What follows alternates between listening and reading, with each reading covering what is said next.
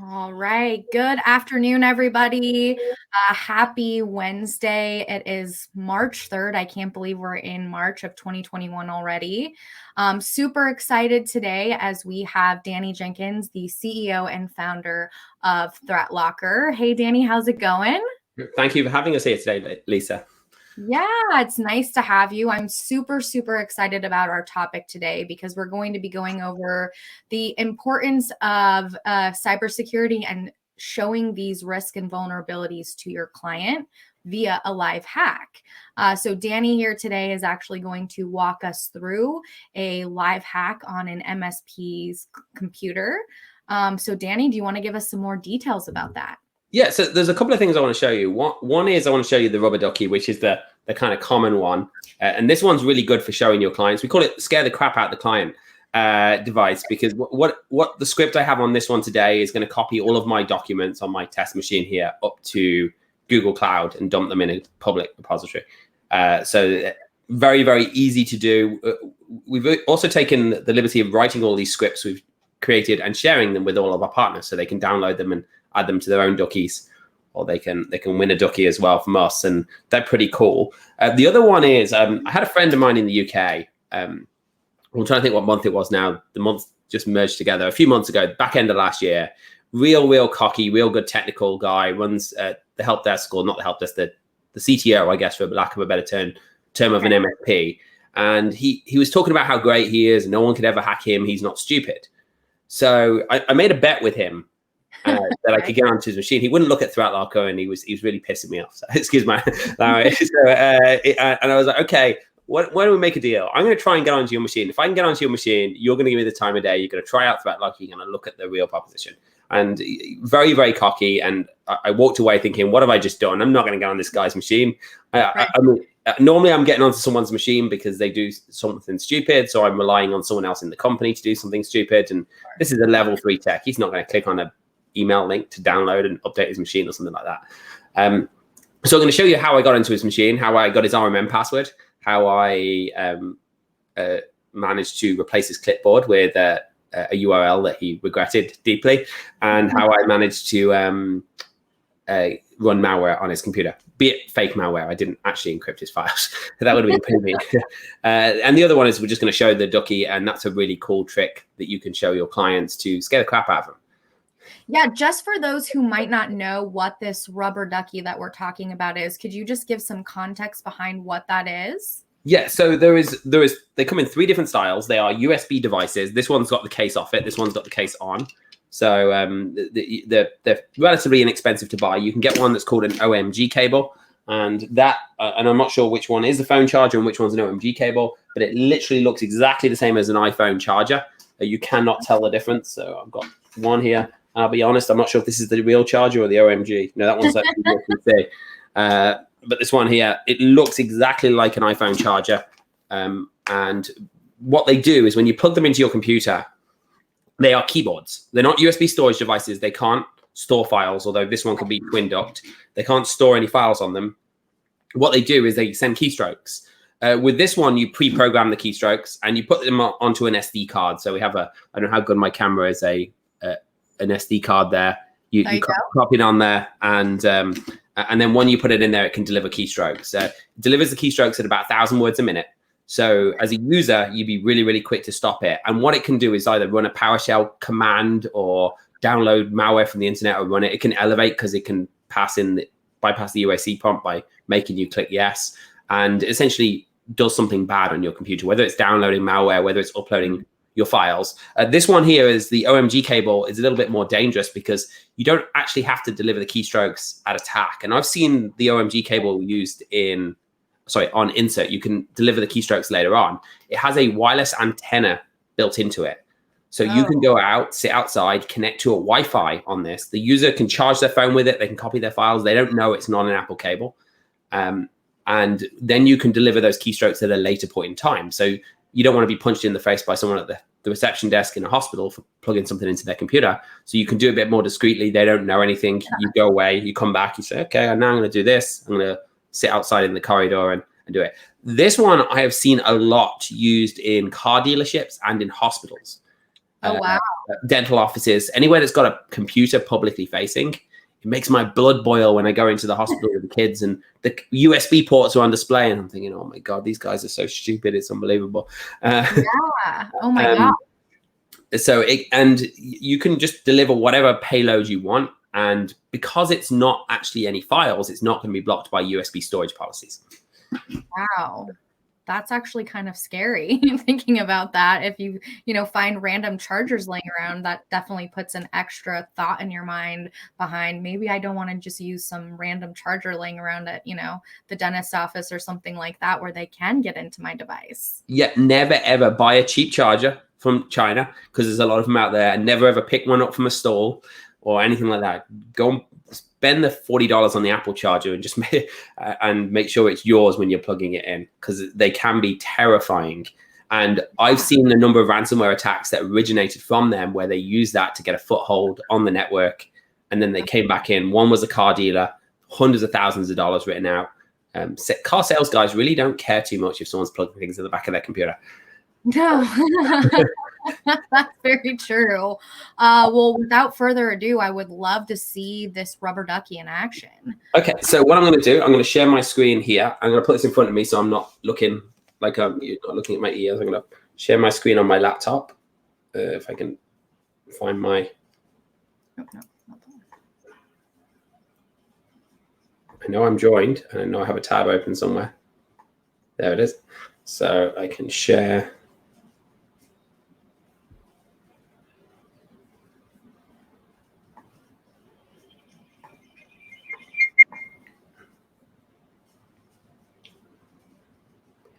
And I'm just going to say, where's the... Okay, so can you see my screen come up yet? This one? Oh, look at that. Let me minimize that so it doesn't look so... Okay, I'll add it back. Ready? There you go. I've moved it to a different tab so we don't get ahead. That better? Very good. Okay. Okay, so I was actually deleting loads of files, but we'll get some new ones anyway, because I didn't realize how many had uploaded to my drive on my demo the other day. So essentially what I'm going to do here, I'm just going to plug this in, and you'll notice when I plug it in, something very briefly pops up on the screen. So I'm going to keep my...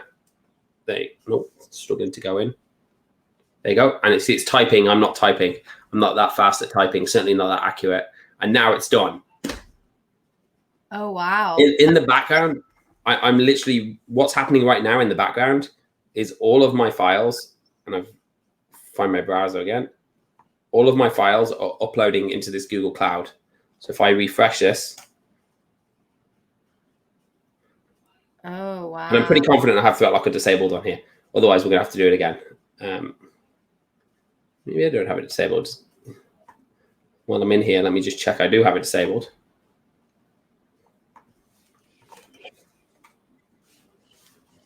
This is just a demo laptop, so.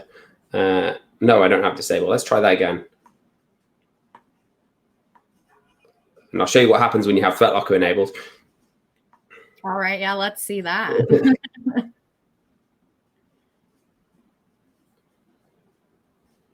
So Danny, is this something that you're emulating that the MSP would be doing to the client computer then? Yes, so you could essentially take one of these devices, and this is just one script. We've got another script that when you plug it in, it gets all the saved Chrome passwords and takes it from the MSP. Oh, wow. Okay. So that's very cool. Okay, I'm not going to show you. My browser's going super slow, so I'll just jump back to this. I'll try this again now. Hopefully my machine is okay.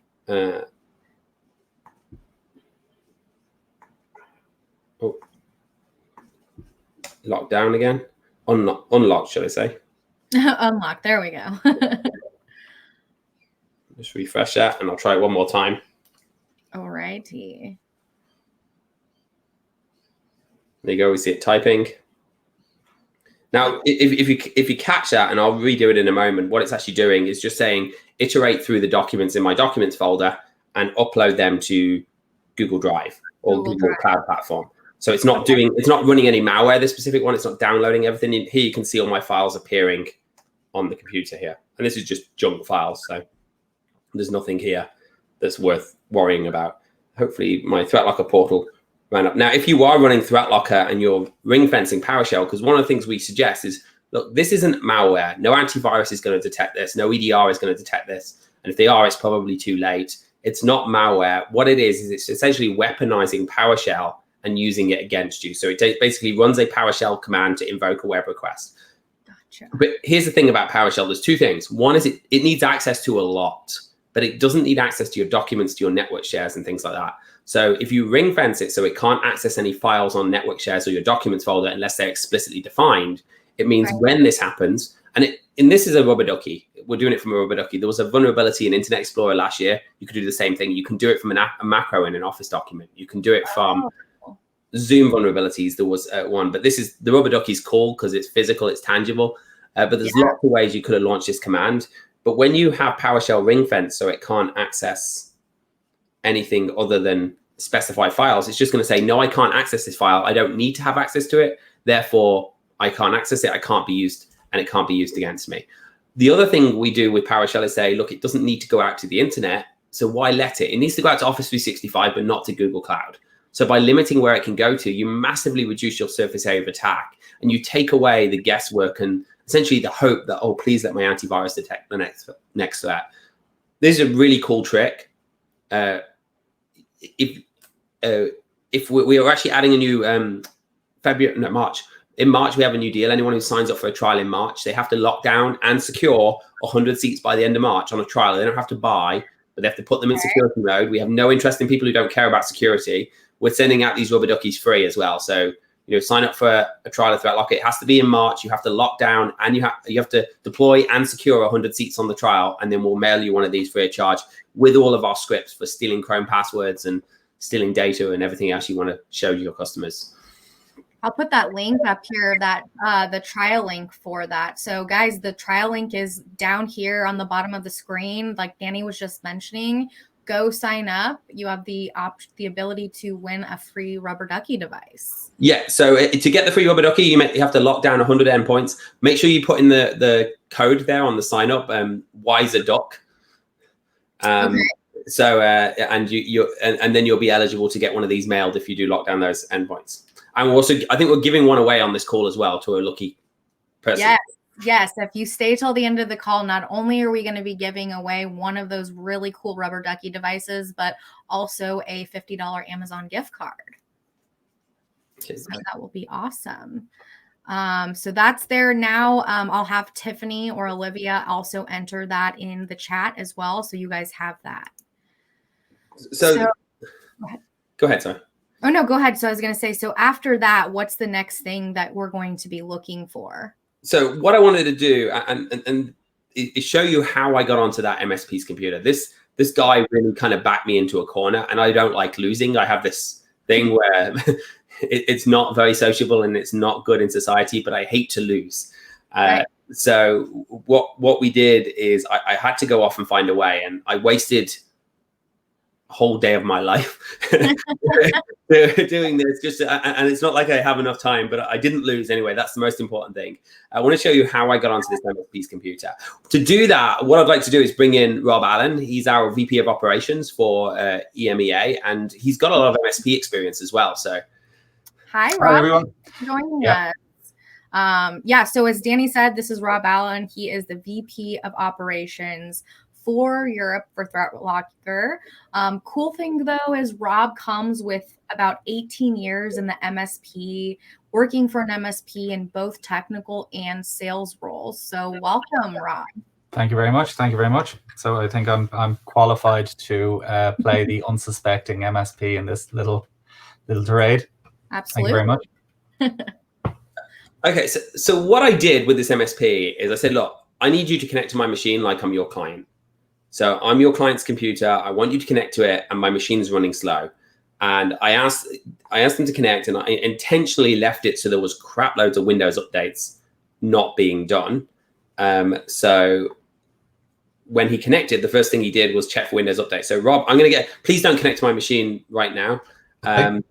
Apart from you, Rob, if you feel like any MSPs who are watching that code, please leave me alone. I'm going to change the code afterwards. I should run the laptop, but don't connect immediately. If you can jump onto my machine, can you see my screen now, Rob? I can indeed. I'm getting some feedback, but I've connected to your computer, so I'm now going to do some MSP stuff. I wonder if we got audio on the team viewer. And in this case, we're using team viewer as the example, but it could have been any application. It didn't have to be team viewer. It could have been Screen Connect. It could have been any kind of RMM tool.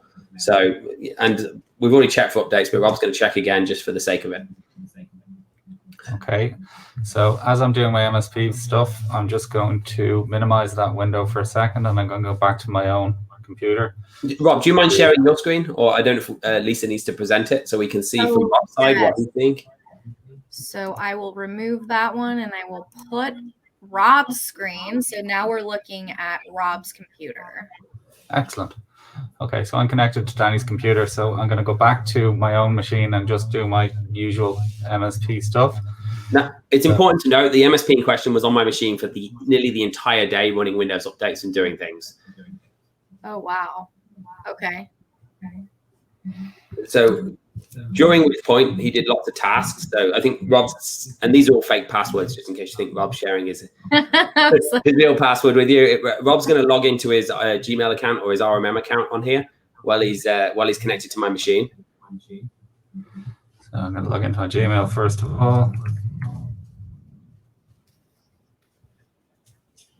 Which isn't going to work because I guess that's the wrong password. Correct.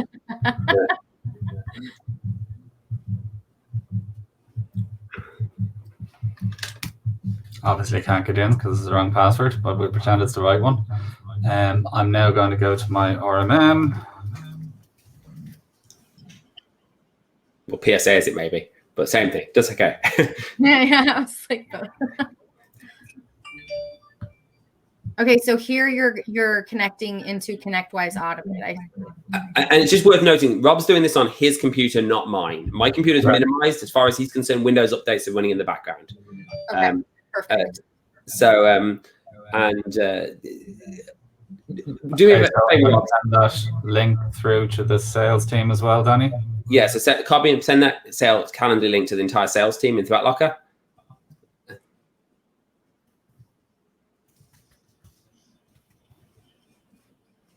And this is something that they actually did. They sent a link. What? Right. Rob, were you on Tinder before this call? Danny. At least it wasn't Grindr. Yes. I was going to say it could be worse, right? So it could be worse. One more thing. I think that the MSP in question was working on some Office 365 scripts at the time. Okay. So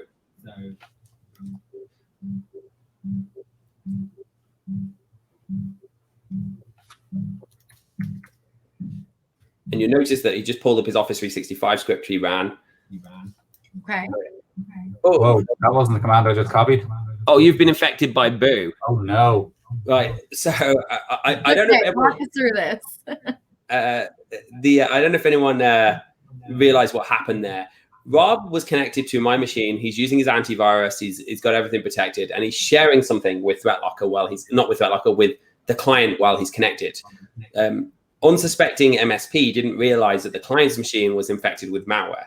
And because the client's machine was infected with malware, anything that was copied and pasted was accessible to the attacker on the client's machine. So in this case, I was able to see everything the MSP was doing. As he logged into his RMM, I was able to see his password. As he does other things, he's logged into his email, I was able to see his password. When he copied a link for Calendly, I was able to see that link. Not only was I able to see it, I was able to change it. So in this case, what I did was I changed the Calendly link to Tinder. It wasn't Tinder for the MSP. I was a little bit meaner. This is the PG-13 version. It was we changed the link, but also when he copied his Office 365 link, what we did is we replaced that with a PowerShell command to download malware and run it on his computer. Now, it wasn't real malware. I didn't infect an MSP. I had his permission. But essentially, the point of this is it doesn't matter how secure you are, you're never secure enough. And there's no such thing as a silver bullet. What you need to do to deal with your security is you need to take security in a more controlled approach and limitation approach on what can be done. So assume that someone's going to get you to run something. Don't assume I'm too smart to click on a link, because this MSP was a smart guy. Rob was a smart guy. There's always something you don't think about. Plus, if you start drinking alcohol, you can make mistakes as well. You can always, so in this case, Rob didn't mean to run that. It ran that boo command, and that obviously would have been blocked if he was using a default deny approach. His $4 a month antivirus did not block it because it was custom malware that I had written. So make sure that you're controlling what can run, because then the boo's not going to run. You can control what an application can do. So can the application access PowerShell? Can the application go out to the internet? Again, if PowerShell was ring-fenced here, it wouldn't have been able to go out and get that malicious payload. Can RegServe run DLL? Can SolarWinds Orion go out to the internet? The answer is, if it doesn't need to, don't let it happen. And then you're going to limit your damage. And I could have copied that same PowerShell script that we had on the Ducky, and I could have just taken Rob's files instead of saying boo. I could have just uploaded his files there and then. Again, if you limit what they can do, you can remove your exposure to risk. The new thing we've actually added into ThreatLocker now on 6.3 is the ability to limit which applications can access your clipboard as well. So when you do have a rogue application, you can do it in ConnectWise. You can do it in most platforms anyway, where you just check a box. But we're going to give a pop-up box saying, do you want to allow this to access your clipboard? So at least you couldn't get the, because of all those attacks, I still would have got the Tinder. Now, if you don't mind sharing my screen, I want to show you what I collected.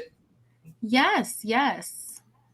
We also have another really great question here that came in from one of the Facebook users is, what if they're using two-factor authentication to access the MSP dashboard? Okay, so absolutely. And by the way, this MSP was using two-factor authentication. So I did get the RMM password, but I couldn't get into his RMM. But it didn't matter because I had malware running on his machine. So I had access to his computer because he got the malware. So again, that comes back down to the point of assume you gave your password away, because by having that, I mean, we don't sell two-factor authentication, but by having that two-factor authentication, I got this guy's password, but I couldn't get into his RMM because he has dual-factor authentication. But I could still get on his machine. And then once he was on his machine, he'd already logged in for me. So I was okay. I passed it. But again, that's something you should absolutely do, put dual-factor authentication in there, but we still could have run the malware. Gotcha. Great question. Okay. Yeah. So if you pull up my screen now, I'll show you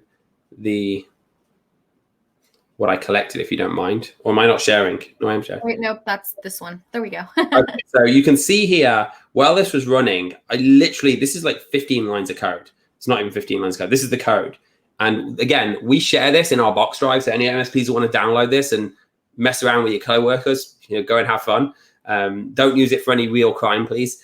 But this is an application you can download. Basically, all we do is every 200 milliseconds, we check the clipboard for content. If the clipboard contains HTTPS, we replace it with Tinder. If the clipboard contains any PowerShell starts, we replace it with this download for this fake virus. Or if the clipboard contains anything else, we just write it to the screen. So what I did here was I just wrote his passwords and his logins to the screen. Wow. So again, these are all fake passwords. So very small, didn't take much innovation to get there. The point is, there's smarter people than me. I don't like to admit I'm wrong, but the smart people than me out there. Some of these Russian guys sitting in the basement, they haven't left in 4 years. They know a lot more about this than me. So if I can get onto a tech's computer in 24 hours, then they can think of ways too. So just make sure you shore up your security everywhere you can. Assume someone's going to try and open something. Assume that an application is going to be compromised, that someone's going to get your password, and make sure you put all of those layers of security in place. Danny.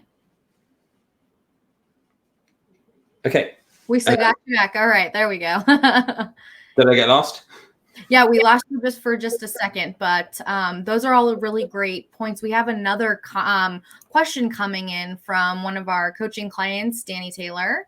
Do you get pushback from clients that are used to running what they want when they want to? So I think as an MSP, you're mostly responsible for installing new software for your clients anyway. And hopefully your clients aren't local administrators, so they shouldn't be installing good software.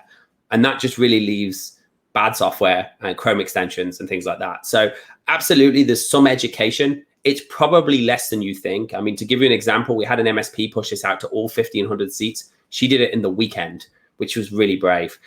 And she emailed all of her clients. Only 2 of the clients gave pushback. And then when they explained, look, this is how cyber criminals are getting in. This is the cost to your business. This is the reality. They accepted it. And not only did they accept it, but she emailed all of her clients and saying, we're gonna bill you for this. And she over doubled her price, her buy price, and just added it onto the invoice, added 6,400 MRR onto her business immediately. And only 2 clients pushed back. And then when she explained it, they just said, okay, I understand.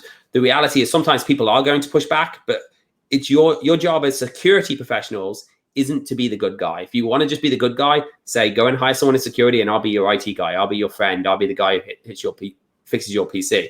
If you want to be a security professional, sometimes you have to be the bad guy. You don't go to the doctor and him say to you, oh, you're all right. You're 300 pounds overweight, but don't worry about it. You got to tell your clients the truth. You got to tell them the risks associated with this. You can approve new software very, very easily. If someone wants it, it takes 30 seconds. You can make exceptions in 30 seconds, but it just means they're going through that process, and that stops the risk of cyber breaches. Yeah, I totally agree with that. And, I've always told MSPs, like, you guys are really no different than a doctor, right? When somebody feels sick, we go to the doctor and we expect the doctor to diagnose us and tell us what's really going on with us. Past that, maybe some medication to make us feel better, right? But it is up to us at the end of the day to take their advice or not, whichever way we want to go. But I think with using this Rubber Ducky tool and the live hack, how can you see MSPs using a demonstration like you just did with us to their client base to further to show them those vulnerabilities and risks and where they really sit on who's going to eat that risk sandwich at the end of the day? So, and I think that's a good point. When you're selling to clients, quite often as an MSP, you have 2 challenges. One is some of your clients are too small for you to waste the time. And you say, I don't want to sell $5 a month to them. They've got 3 PCs. It's not worth the call. So in those respects, you kind of have to set that demonstration up in a central way. And you need to almost do opt-out selling, where you say, okay, this is what we're adding. You have the right to opt out if you sign a waiver saying that you're going to be in trouble. Just like when you leave the hospital and you've still got your limbs falling off, the doctor makes you sign a form. The other way is when you've got your bigger clients and they need a bit of convincing, you've got that 100-seat client, that 200, 300, 400-seat client, taking a Rubber Ducky in and saying, look, I want to demonstrate something to you. I'm going to plug this into your computer and look, I've got all your Chrome passwords. And when you get all the Chrome passwords, they're going to see, oh shit, that's not good. How am I going to stop this? And you can say, well, look, we could use application whitelisting, or we can deny by default. We can use ring-fencing, and all of these tools are going to help you secure your environment even more. And it's real life. I mean, when they see their bank account password is on your USB drive, of course, don't walk away with it, delete it for them and get their permission beforehand. They know I need to pay attention to this. Right. I mean, and I think that's really huge in being able to fully conduct like a true assessment in risk assessments and rolling that into your sales process and having these discussions with your clients. On that, I have kind of a question of my own. With clients that you've dealt with this over the years, what's the weirdest thing that you've ever seen be hacked over the years? So, I mean, I've dealt with a lot of clients, but I think in terms of the weirdest thing, it's not something I've dealt with because my clients aren't in this industry. There was a IoT device hacked, I think in 2017, which was a woman's vibrator, which was really interesting that someone took the time to go and hack that. But I think that definitely sits in the weirdest things hacked. Yeah. So, and they hacked the Bluetooth on it, and then they could control it remotely. I'm not sure there's too many crime gangs trying to do that, but somebody did it in 2017. There's a story out there about that. Okay. Yeah, so that would probably be like the craziest thing. What's the most common thing out there technology-wise today that gets hacked? So I think the 2 areas we see in terms of the biggest, most common ways people are getting into businesses is Office documents, either a link to a PowerShell command, and it doesn't have to be a macro. You can still Sure. call PowerShell even if macros are disabled, or a macro that would go off and call PowerShell or download a piece of malware from the internet. That malware doesn't get detected, and then they've got access to your machine going forward. The other one is vulnerabilities in software. It's so common to have a vulnerability and not get and not patch it in time, and then suddenly someone's got on your machine.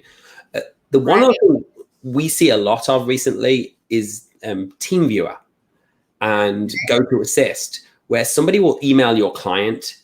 And I've seen this a few times now. If you've got the letter L in your domain name, go and register the domain with an I, because in Outlook or in Gmail, you cannot see the difference between a capital L and a lowercase. Sorry, I get that right. A capital I and a lowercase L. Oh, okay. So go off and register, because what we see is a lot of MSPs having their domain spoofed, emailing their clients. They'll set up DMARC and everything. So they would register ThreatLocker with an I instead of an L, capital I. They'd set up DMARC, so it'll pass SPF and all of that. And then when the email gets in, they'll say, there's a problem with our Screen Connect. Can you click on this TeamViewer link so I can update your machine? The client will engage emails backward and forward with them, thinking they're emailing the MSP, and then they'll eventually click on the link, allowing the attacker to TeamViewer into their computer. There was one MSP I was talking to. They recently signed up for ThreatLocker. Well, it's about 6 months ago now. Their client called them one day, screaming down the phone to them, "Why are you looking at my passwords?" And he had no idea what she was talking about. "I'm not looking at your passwords. You're looking at my safe passwords." And they were literally looking at the safe passwords in Google Chrome in front of her eyes. Oh my gosh, that's really freaky. So definitely more and more weaponization of those legitimate tools is getting very common as well. Yeah, we have another great question from a Facebook user. Could a customer have their own admin password for learning new applications like internal IT? Yeah, absolutely. And the word internal IT is important. You don't want to give Betty on the front desk your an admin password to bypass things, because it kind of defines the point of discretion. But yes, your customers, ThreatLocker is fully multi-tenant. Clients can have their own logins. You can set policies at a client level, at an MSP level, at a computer level, and you can give them override. You can give them limited override. So maybe you will allow them to approve on a one per computer basis, so they don't go in and allow on your entire organization. Yeah. Yeah. And I think that's important, like you said, like the internal piece for those admin purposes. So I think that's a great question. I'm not sure who asked that, so make sure you accept the StreamYard so we can see who you are asking these great questions. In regards to these, I guess we would call this ethical hacking at a source, right, Danny? Yes. I mean, yeah, I guess ethical hacking. Okay, so what would be the biggest advantages and maybe some of the disadvantages of ethical hacking, like to a client for an MSP? So it's important to know, quite often ethical hacking is thought of, I'm going to short my environment and then test no one can get into it, and now I'm fine because nobody could get into it. That is absolutely not the case. I kind of think of it a bit of smoke and mirrors and a bit of a show, to be honest. It's ethical hacking is to show somebody that, to prove to someone that they're not secure. But just because you can't do it, it doesn't mean that they are secure. It just means you didn't get in that time. It is, a lot of big companies use it for bug bounties. They get people to try and hack their systems to find vulnerabilities and then to shore it up. But that doesn't take away, oh, well, nobody could get in, therefore I must be good. So it's definitely something that people do. But from an MSP point of view, where you see it most effective is say, I just want to demonstrate some of the ways somebody could take your data, some of the ways somebody could get access to your system. And I don't think as an MSP, you want to become an ethical hacker for a client, because Okay. you can. And I've worked on assignments where I've spent weeks and weeks planning, and I managed to get in and get a QuickBooks database or get something stupid, but it's hard work sometimes too, and it takes time and planning and resources. Yeah, absolutely. I mean, and this can be such valuable content for you to sit down and have those security-based conversations with clients, right? This is a great, I think, foot in the door. Hey, let me just show you, right, what I can do. Yeah. or how easy it is for me at that matter. So I think that's really important. And I'm not in a Russian basement somewhere. Those guys find it easier. Right, exactly. And I mean, I think, you know, it's like you said, it's guys in a Russian basement, and it's happening everywhere that we're not even aware. Like, I wasn't even aware of the fake phone cables. Now I'm freaked out. I have to go through my cable box here at home and get rid of all the cheap ones. But, you know, those are all really good points and things that MSP should be discussing with their, you know, their clients, and having that awareness training as well. Okay. Yes. So awesome. So I know you have one of those awesome Rubber Ducky toys to things to give away. So do you want to show that on the screen? Well, there's the Ducky. There's the packet. Oh, it's a packet. Okay. Yeah. So there's the packet. There's the Ducky. So if we and we'll be mailing this out to the winner today as well. Okay, so let's have people type in some comments so we can maybe pick the winner for the Rubber Ducky. What is something that you would want people to type in? I'd love to see how many people, when the last time someone, nothing to do with ThreatLocker, I'm going to keep it separate. Okay. When the last time you looked at your client's firewalls to check what rules are in place? That's a great question. All right. And not because you just happened to be in there, but went through your client's firewalls and did an audit on what rules are in place. Because this one is always interesting when someone says, oh, well, people either lie or they go, oh, crap, I haven't done it in 6 years. So maybe I should go and look what ports are open. But I'd love to see how frequently you audit your client's firewalls for rules. Yeah. I mean, as you know, Chris in our system recommends, you know, quarterly business reviews. And this is something that you might even want to roll into those QBRs, right? Because this is something that has conversations that need to be happening and evolving over time, right, Danny? Yes, absolutely. And you'd be surprised what you find, especially going through the last year of a pandemic where security was relaxed in many cases because the CEO of your biggest client wants to get onto the RDP server now. So you just open up that port and then you forget about it 6 months later. So you'd be surprised what you learn when you do things in those quarterly reviews and just go in and say, oh, look, we found this, so we shut it down. Right. So we have 2 months ago, every 3 months they do audits. About a year ago from another Facebook user, Danny Taylor, within the week.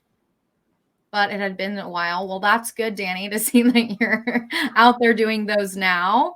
Let's see. Any other comments want to roll in here? And then we can have Olivia go through with our little magical thing on the back end so we can pick a winner for this. So put in there the last time you went in and did an audit on those things, guys. And for people who come up as Facebook user like this, you just have to go into StreamYard and allow it to use your Facebook name.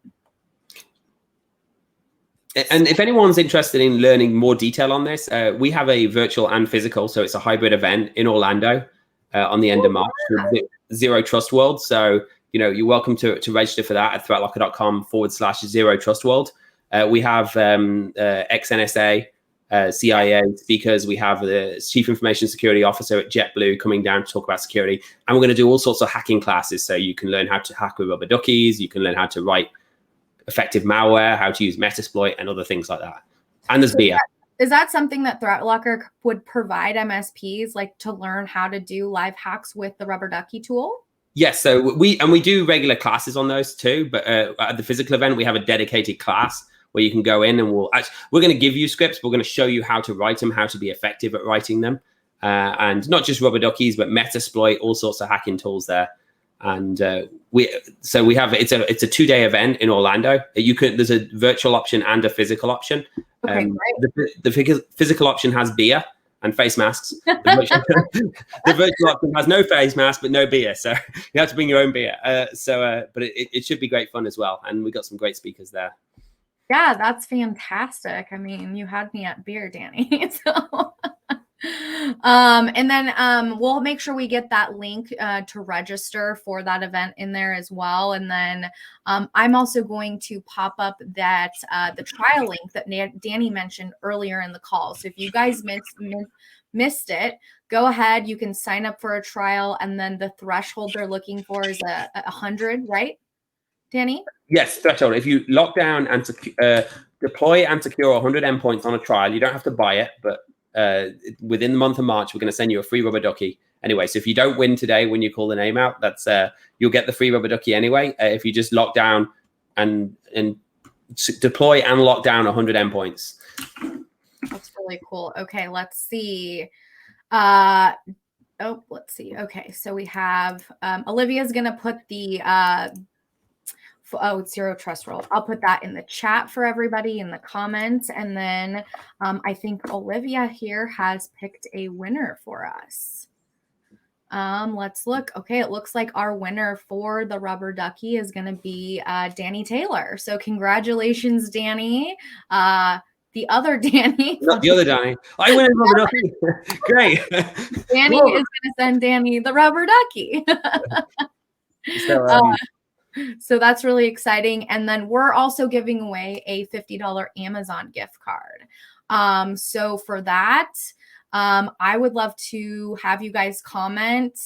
Let's see if you've ever done a live hack for demonstration of any caliber for a client of yours. Congrats, Danny Taylor, not Danny Jenkins. Congratulations on your Rubber Ducky. It's the Danny's Club. So go in there and comment. Yes, I have done a live hack or done something of that caliber for a client, or no, but I need to do that, right? The $50 Amazon gift card could maybe get you a Rubber Ducky, right? And even if you have your own Rubber Ducky, if you go reach out to someone on our sales team on our website, even if you don't want to use ThreatLocker or you already are using ThreatLocker, they will send you the scripts. We constantly update that. We have someone who works on cool little hacks all day long, and they come up with plans. Their job is to just make fun stuff for you to do, whether it's changing someone's background homepage.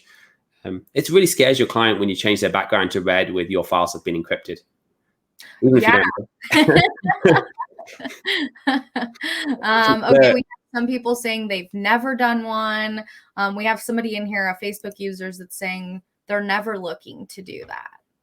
So I would be curious to find out why they might not be looking to do that, because, I mean, Danny has already expressed there's a lot of benefit that can come out of like constantly taking a look at these things and making sure your clients are secure. Yeah, I mean, like I said, the hacking is about a show for the client so they can see if they're struggling to understand. But the reality is, hacking is not going to secure your client. What's going to secure your client is making sure you've got good solutions, you manage those solutions, you're checking the boxes. And just to spin off of that, I would love for you to talk a little bit about how ThreatLocker can help in some of those situations with MSPs who are dealing with this, especially on a higher caliber today, as we've seen it through COVID. So when we think about security, we're really thinking about three ways we can secure against any threat. We're thinking about the human layer, which just give up. I mean, if you can cut off their hands, they can't break anything if they cut off their hands. Right. The human side of security, but it is a part of security. And the idea is if you take 100 employees and you can train them to get that click rate from 50% to 10%, you reduce your likelihood of an attack by 40%, which is pretty big. There's the detection layer, and that's where your antivirus, your threat hunting, your EDR is all going to sit in. And what they're doing is they're going off looking for the bad guys. And then really there's what we call the control layer, which is lock things down, deny any untrusted applications by default. If something can't run, boo.exe would not have been able to run. If somebody tries to download a malicious Chrome extension and it's not on the allow list, it won't be able to run. ThreatLocker makes it really, really easy to do that. And I mentioned we had a client who deployed her entire customer base, 1,500 endpoints in one weekend, and locked them down. Typically, we recommend you learn a little bit longer than that, but that shows how easy it can be. You can deploy an agent. We'll figure out what's in your environments. We'll give you a list. We'll create the policies. You can modify them as you feel fit.